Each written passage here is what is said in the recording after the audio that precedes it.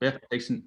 Okay, so we've gone through CV, LinkedIn, and interview tips and tricks. And the fourth thing was, it was only a quick point, but it was the associated documentation.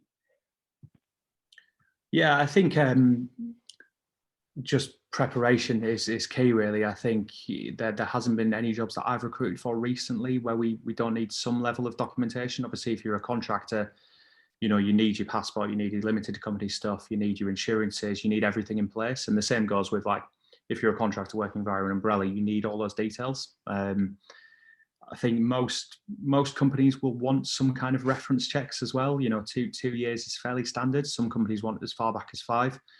Obviously, with regards to references, it's a bit of a different environment to what it was 10, 15 years ago, in that I think references are more just confirmation of dates, but it's a good idea, particularly if you're a contractor who's had sort of, you know, 5 or 6 jobs in the last few years, which is totally normal, to at least have like the dates, the names of the agency, contact details, just so you can farm all that over to the recruiter.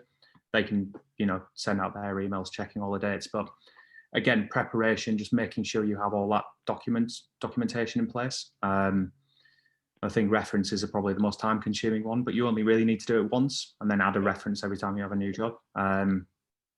As it can be quite a time consuming part of the process. And transcripts from your checks and certifications and stuff.